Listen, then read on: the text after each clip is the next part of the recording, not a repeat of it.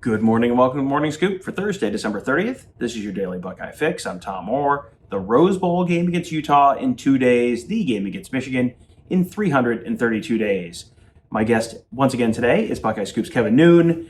We are out at the Rose Bowl once again on Wednesday. Boy, all these days are definitely blended together at this point. We got to go watch the Buckeyes practice once again. And, Kevin, I think the first thing that I noticed was our friend Dan Hope from 11 Warriors came up with a great stat that there were 63 scholarship players at Ohio State practice on Tuesday. There were once again on Wednesday exactly 63 scholarship players at Ohio State practice. I asked an Ohio State spokesman, is there anyone that you're expecting to maybe add, like anyone who's maybe stuck in COVID quarantine or anything like that? And the answer was no, they are not expecting to add anyone. How big of a concern is 63 scholarship players for Ohio State at the Rose Bowl? Well, it's 22 below what you're supposed to be at, where you have the limit of 85. I mean, we're always worried about a team being at 85, but as the year goes on, 82, 81, 63 is a pretty small number, but certainly not impossible. I mean, I think it really kind of comes down more to where things break down. Do you have enough guys in certain positions? I mean, in terms of the cancellations we've seen this year, it's been more of a matter of a whole position group has been whacked. That's not the case. We've been at practice the last couple of days. They have guys at this position, they have guys at that position, but depth is a real concern in certain spots. But this is a veteran team in a lot of ways, and it's a lot easier to be dealing with this now than in September because those first-year players that you had there, they're second-year players. They've played 12 games, they've gone through things, but we'll see. I mean, we don't necessarily know what the numbers are for Utah. I'm willing to bet that the numbers are probably a little bit better there, but I know that their team, especially in the back end of the defense, has been really ravaged by injuries as the year's gone on. So nobody's sitting there going into this at 82 and just saying, hey, it's all sunny here. We're good to go. Yeah, and, between injuries, opt-outs, COVID, stuff going on. I mean, there's a bunch of guys in the transfer portal, and that's kind of true for every school. To your point about specific positions of concern right now, I wanted to actually go through some of that on this show. And you tell me, is this a problem or is this a potential problem, or is it like this is just fine? Because, there are some places where, they got 4 scholarship running backs. Like they were all healthy, they were all practicing. That's not going to be a concern. Tight end, they have, Jeremy Ruckert and Kevin Wilson said on Wednesday they were very happy with Joe Royer. They got Mitch Rossi. That doesn't, 3 tight ends, like that's fine. There are, though, some spots where I think, you're starting to get into a little bit of an area of concern. One of them is quarterback. You've got your top 2 quarterbacks, which is great. Like, that's what you want. Of your top 2 quarterbacks, you want to have 2. Congratulations. You have C.J. Stroud. You have Kyle McCord. And then what? The guy who was taking the third team reps at practice on Wednesday was walk-on Jagger LaRoe, who is already himself in the transfer portal, but he's just sticking around to play in this game. I can't remember a game in which Ohio State had 2 quarterbacks go down in the same game, but Ryan Day wants to have 3 or 4 scholarship quarterbacks. He's got 2 for this game. That has to be a little bit of a concern. Has to be a concern, and people are like, well, what happens if they're at 3? Well, what happens if they're at 3? They're going to kind of be behind the 8 ball because teams aren't generally going into a game and getting down to their third string quarterback in a game. Mm-hmm. Now, Ohio State certainly has won a national championship with a third string quarterback, Cardale Jones. But that's something that kind of happened over a more gradual period of time. This isn't a case of where you go into a game and, I don't want to speak anything into existence. We'll just say, if you're forced to look at a third quarterback, all right, you might be in trouble. You might be looking to run some wildcat and things like that just to get through. I go back to an old game against Oklahoma State where Ted Ginn Jr. Played the wildcat quarterback because they didn't want to take, was it Todd Beckman's red shirt off? Yes, it was Todd Beckman. Justin Zwick pulled his hamstring. They didn't want to burn Todd Beckman's red shirt because that was back when you couldn't play at all. Right. So there's some things there too is less than ideal, but this isn't a case of where Ohio State is sitting with 2 months left in the season and we're down to 2 quarterbacks here. What are we going to do? This is 4 quarters of football left for this season. You're gonna ride with these 2. Mm-hmm. Wide receiver, we got a chance to talk to Jackson Smith-Njigba on Wednesday. He talked about the fact that the guys who are looking like they're going to start, it's going to be Julian Fleming at the X, which is Garrett Wilson's old spot, Marvin Harrison Jr. at the Z, which is Chris Olave's old spot, and then Jackson Smith-Njigba staying at the H and that slot receiver inside, and Emeka Egbuka kind of the backup at that H spot going into this game. There have been some talk, maybe they kick him outside, kick JSN outside. Doesn't sound like that's the plan. So, but behind those guys, behind those four, and those are not four guys who have had long track records by any means, but behind those four, you've got Jaden Ballard, who I think might have caught one pass this year, maybe. And then you're all of a sudden you're into walk-ons and you're into Chris Booker and Austin Kutcher and Sam Wigloose and those guys. And four wide receivers. Ohio State typically likes to rotate more than that if they can, but with guys as young and unproven, four wide receivers, is that a concern? Because at that point you have one guy go down and then you have functionally no spare wide receivers who have played any kind of meaningful minutes. Right, and you're playing on grass, and that's not a surface that they play on a lot. It's been rainy here in Southern California. I mean, toward the end of the week, it's looking like it's going to be better, but the thing about grass is it doesn't just magically just completely dry out. It isn't a rug to where you have the drainage systems are going to be better on artificial. So yeah, I think that there's some concerns there, but I also think that Ohio State isn't necessarily going to, in games that are 4-quarter competitive games, Ohio State probably goes 4 to 5 deep in those types of games. Obviously Jeremy Ruckert's going to be important. Obviously the running back situation, you talked about them having the 4 backs. I don't think we're going to see a situation where they're going to go 21, where we're going to see 2 backs and a tight or anything. That's just not who they are. But once again, about this, Evan Pryor is a tremendous pass-catching running back. Mm-hmm. Could he, when we get whisked away after 3 periods of practice, could he be an additional weapon of just, okay, maybe we have a couple of times and we could bring him in on a wheel or whatever. Mm-hmm. We're not gonna set him up. We're not gonna line him up outside or anything. Well, we're gonna do some things. There are some other ways to get there. Trevion Henderson can catch the ball. He's not a bad pass catcher.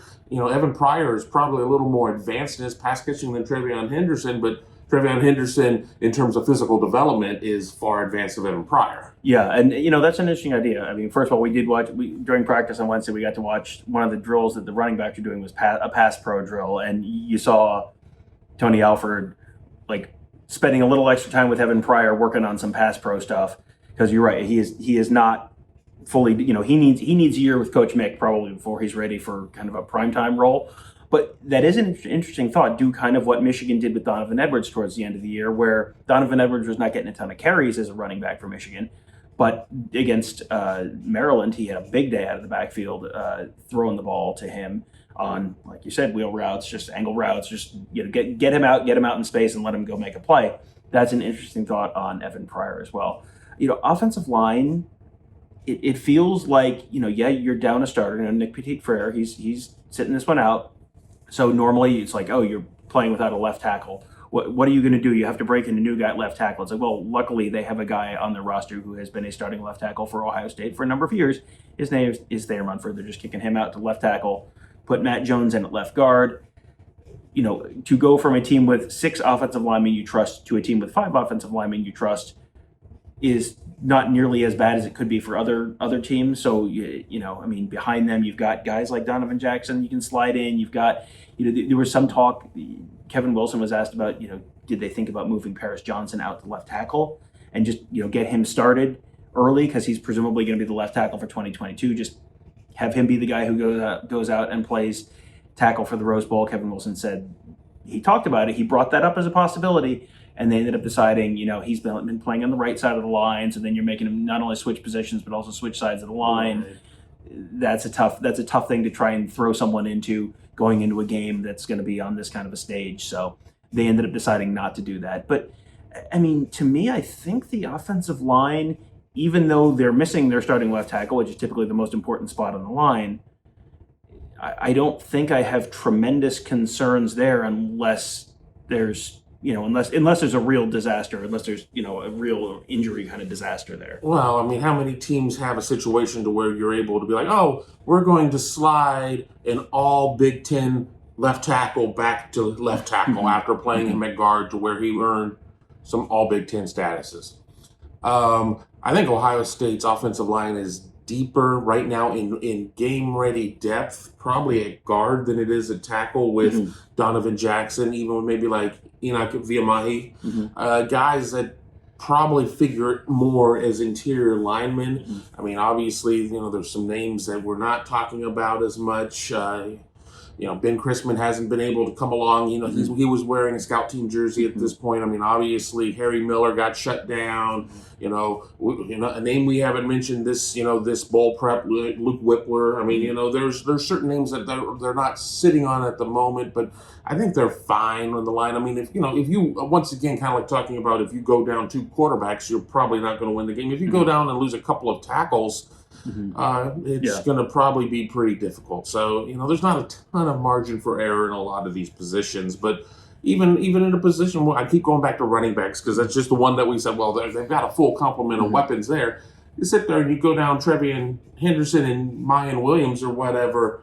I mean, it's going to be a little bit more challenging if you took those two guys off the table. Yeah. And, you mentioned being down a couple tackles on defense. They are down a couple tackles because we have not seen Antoine Jackson yet. And as we mentioned, we're not expecting to see anyone we haven't seen. So that means no Antoine Jackson. Haskell Garrett has opted out. So now you're down 2 guys on the interior of the defensive line. They have been super thin at that position in the past. I mean, go back to 2018, I think they were real thin on the interior of the defensive line. That's not the case this year. They have pretty decent depth. But you're looking at Teron Vincent, Jerron Cage, Ty Lake Williams, Ty Hamilton are probably your top 4 on the interior of that defensive line in one or the other of those spots. And Mike Hall's in there, but Mike Hall has played 4 games already this year, so I'm sure they don't want to play him in the Rose Bowl and burn that year of eligibility because, just as a reminder, you can play up to 4 games and retain your year of eligibility if he's at 4 games by play. As soon as he steps on the field in that 5th game, then he has burned that year of eligibility. So I would guess they don't want to burn that, but those are names that are guys who have looked good at times, who've made big plays at times. But there's also not someone who's you're looking at there that's like, oh yeah, that is that's a sure thing there. And against a team that is as physical as Utah and wants to run the ball as much as Utah, I think that has to be a little bit of a concern. That number one, you're a little bit thin, but also number 2, you just don't have you don't have a ton of snaps there. There's between injuries and just youth, those are just guys that have not played a ton of football at Ohio State. The lack of depth and the lack of production, and again, I don't say that lack of production as in a negative light, but as you put it, just they don't have a ton of football under their belts in terms of being collegiate players. So, the good thing is that you get young players out there and they make plays at some point. I mean, young players become old players. And, how do you become an old player? It's not just because you celebrate a couple birthdays and blow out some candles on a cake. It's because you go out there and you play football. So, I mean, it's going to be a tremendous opportunity for some of these guys. But, yeah, we're looking at a situation of where if you go through the defensive tackle stats and you scratch out the guys that are not going to play, for be it opt out or we just haven't seen them for whatever reason, I mean, it is something that's a little bit concerning, especially with an offense or defensive line that has gone, I think, 3 games this year without recording sacks, including the most recent games. So, and it's not, you need to get it from the rush ends. I mean, there are other, it takes more than just defensive tackles to be able to get that push. But, I think Ohio State, that's the position I would be most concerned about. I'm going to touch on linebackers very briefly here, but I'm planning on having Ross Fulton on for a show probably tomorrow's Morning Scoop. Ross and I are still figuring out a good time, but we're planning on talking like in depth about the linebackers and the safeties. So we're just going to touch very briefly on those linebackers right now, and then we'll talk a little bit about corners, and then we'll wrap it up. But the linebackers, you can tell that the Ohio State coaching staff is concerned about the linebackers because Cade Stover is a linebacker now. Cade Stover is at practice wearing a white jersey, which is a defensive side of the ball, wearing number 5. He is in there, and they've got him in that Sam spot, and they typically play kind of a 4-2-5, so you don't really have a Sam linebacker. But Utah, because of what Utah likes to do, which is line up, be physical, be big, physical, and run the ball at you, you need a big physical Sam linebacker. So that is going to be Cade Stover in this game. But you got him, you've got Steel Chambers, you've got Tommy Eichenberg. Those are probably going to be your three starting linebackers. Chambers at the will, Eichenberg at the mic, and Stover at your Sam.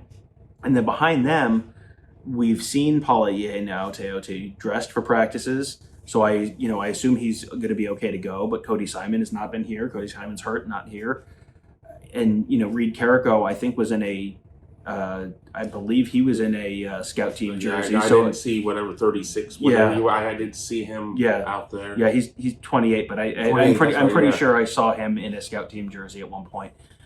And it's like, okay, so you've got like 4 linebackers, and Taraja Mitchell's 5. Yeah. But that's it. And that's pretty thin at a spot where you've got one guy who was playing tight end like a month ago. You've got one guy who was playing running back like 6 months ago. And those are 2 of your 3 starters at linebacker. It's like, that seems not real ideal to me.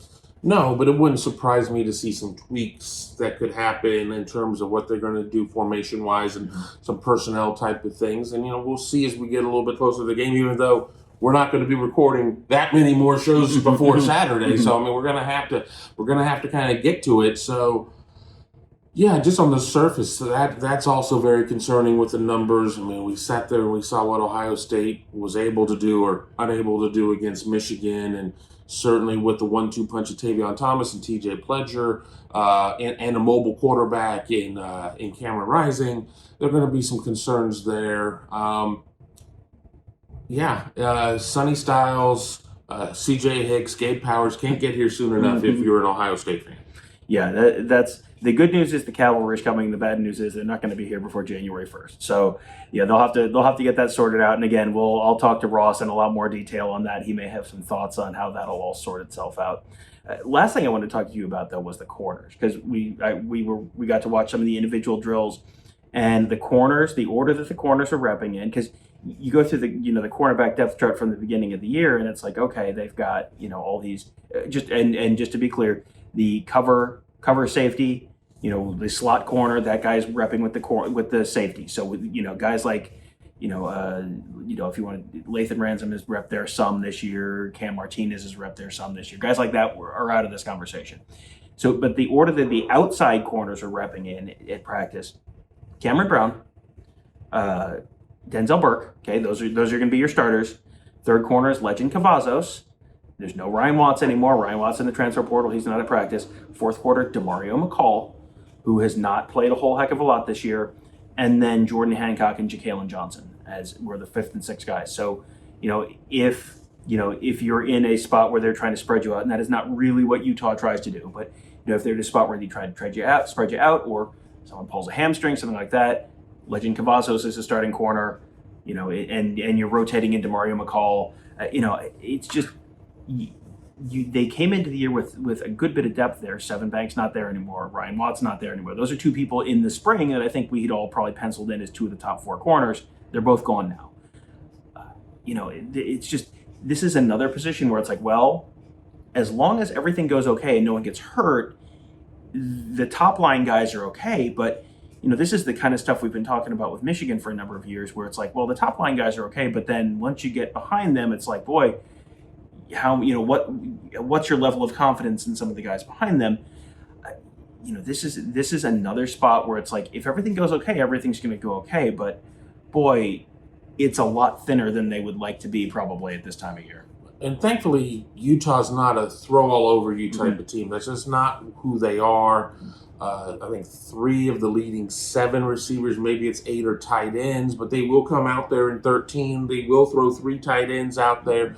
Guys like Bryant Kuthi, are issues. And that's going to be something that's going to be an issue maybe for what's going on at linebacker there, or how that's going to be drawn up. But no, there's not a ton of depth, and Denzel Burke became Denzel Burke because he kind of got thrust into the situation, but that was coming off of a strong off season and getting all these reps. I mean, you sit there and you look at this secondary, and I'm going to talk about the secondary as a whole. I mean, you don't have Ryan Turner, it doesn't look like you're going to have Marcus Williamson. I mean, you're just losing a lot of these guys. So Jordan Hancock, Ja'Kalen Johnson, yes, they're going to have to be ready. They are going to play. I mean, that just because they like to rotate guys, and you're not going to put guys out there in situations of where you're going to set them up to fail. But I don't think that they're going to be able to play Legend Cavazos or Demario McCall 30 snaps if that's called upon the situation. So I think it's going to be a case of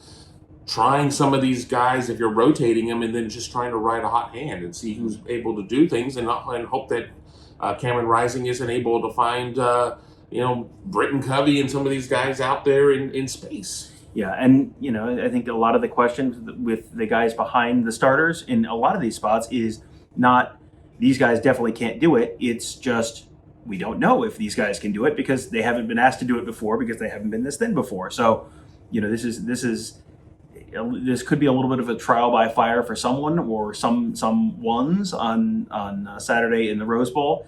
Should be but again, anyone who gets thrown into that spot, like, think of this as the start of the 2022 season.